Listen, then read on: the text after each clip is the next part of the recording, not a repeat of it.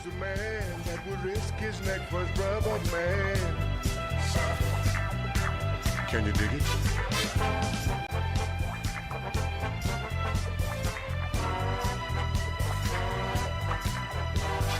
Who's the cat that won't cop out when there's danger all about? Well, I was really scared when I was driving home from high school, and I knew that I was going to go home alone. My parents had a party to go to or whatever, and it was about 6 or so at night. I'd been at an activity late after school, and I could see that this guy was following me. It was just, I had this weird feeling. And I remember being told that if someone's following you home, don't go home, lead them to the police station. But I first wanted to make sure, and I couldn't turn around because I was on a one-way thing. So I went to a house down the street that had a double driveway. And I remember this guy would go to one end to prevent me from backing out, and then the other end, and then back and forth, really like cat and mouse. Really? And so then I terrible. finally got out of the driveway, and then I went to the police station, and then I lost him. But I've never had anything as scary. That was I felt like the guy was going to track me down.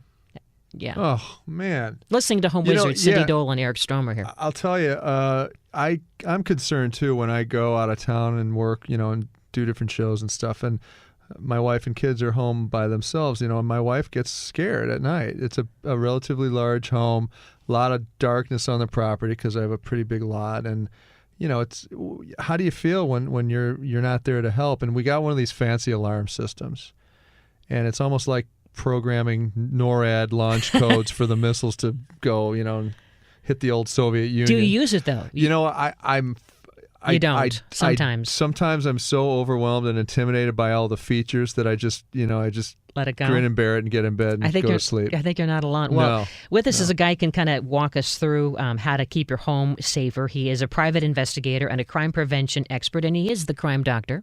Chris McGoey, thanks for being here, Chris. Hi, Cindy. Hi. Eric. Well, I am worried about home invasion. We hear so much about it in the news, and just tell us out of the gate, is there something that we can do to survive a home invasion? Is there the ideal way that we can react? Well, yeah, the ideal way is to prevent it in the first place from happening. But if it happens, then it's a much different scenario. It's best if you have a plan, if you've actually talked about it. At the end of this show or tonight, if you get together with your family and sit down around the dining room table and talk about, what-if scenarios. What would we do if somebody broke in our front door? While you're there. Yeah, while you're there. Someone rang your bell, and you innocently went up and answered the door, and a couple of guys with guns pushed their way in and kind of captured everybody and then started robbing the house and stealing your stuff. What would you do? And until you do that exercise, it's an unknown factor how you're going to act, what you're going to do, whether you're going to freeze in place, whether you're going to overreact and attack. What are you going to do when threats are made? What are you going to do when they grab your children? What do you do if they want to take your spouse? If you're the guy, they want to take your wife in the car to the ATM machine. What do you do? I oftentimes go into my Rambo mode, and I think I know what I'm going to do, but, then you really don't realize how you would react under stress or pressure. And so what are some good ways to sort of get to a point where you can make that conversation occur with the family and have real advice and real ideas on how to proceed? Well, getting the conversation is easy. You just sit down and do it. And initially, it's going to be just like we're doing now. We're just kind of stumbling around saying, well, what would we do?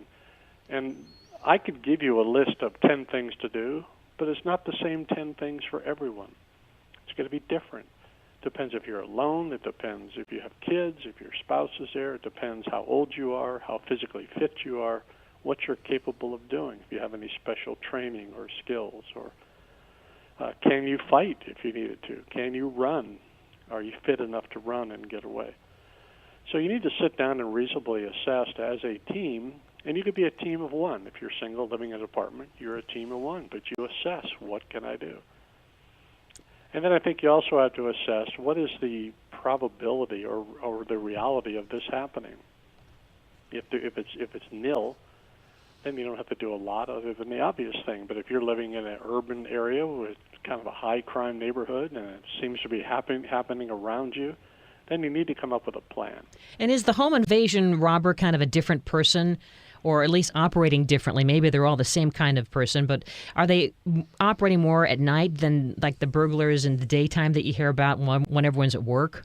Yeah, they're definitely wired different because they want you home. You're the target. They want to be able to get in the house with you there so they can get all the good stuff. And they want the stuff, or do they want us? Well, sometimes it's multi, it's a combo crime. They want your stuff and they want you. I mean, the burglar type, the guy who has the burglar gene, he wants you there so he can get, your wallet, your credit cards, your ATM account numbers, your checks, your hidden money, the combination to the safe, your keys to the gun lock, all of that kind of stuff. The ones that are sexual predators as well, they want to do a burglary, and they might want a home that has targets to them present. Others, the real dirt bags, are the ones who prey on the elderly, the ones who are defenseless. But yes, they want you. They're going to come when you're home, so it's going to be more likely to be at night or on weekends when you're home, as opposed to a burglar who's more likely to hit during the week when you're gone. So how do you make a home seem like it's something that would be passed on by a burglar, for example? Well, if we're just talking burglars now, these are guys who don't want you home. They don't want to be seen. They want no confrontation. So the threshold is pretty low. So simply making your home or residence look safe, more safe than anyone else in the neighborhood, will get them to bypass you in most cases. Sometimes it's a simple sign in your lawn, an alarm sticker on the window, things like that. A solid door, good solid locks, deadbolt locks will often deter the unmotivated burglar. Is there a way to deter the home invader? I mean, if they want in, they're just coming in no matter what they're seeing on the outside? No, that's not true. No? The home invaders, there are several varieties of them. A very common method is for them simply to knock on the door or ring the bell. Uh-huh. And if you or a family member just marches up to the door and opens the door, in they come. And what about the alarm systems? What do you think about those as a rule of thumb? Well, let me. I thought you were going to ask a follow-up question. The other type of guy is the one who just kick your door down. So that's where you get to fortifying the front door so they can't kick it down, and you have a procedure so you just don't open the door for them. Alarm systems are fine, but you made my case at the beginning of the show. You have this fancy high-tech alarm system, but you don't use it. Right. The majority of the people that have these fancy alarm systems don't use them. And they don't use them when they're at home. The small percentage that does use them will do it when they go away, or they go away on a trip or a long weekend or something. But while they're home at night, they don't use it, which is kind of a waste of having an alarm system. Right. So the alarm systems are great if you use them. If you have the signage up front so anyone driving down the street could see it. If they approach your front door, they could see some sort of a decal or reminder that the place might have an alarm. And then the fact that you have a routine of using it, then all of a sudden it makes it very effective. Because when that alarm goes off, the burglars or the home invaders know that the clock is ticking and that a police response will eventually come. Now, what about firearms?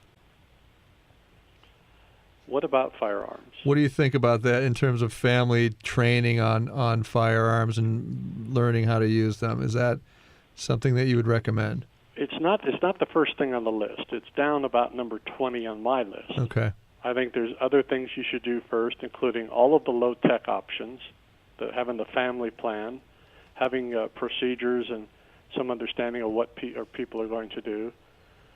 To get to know and work with all your neighbors is high on the list.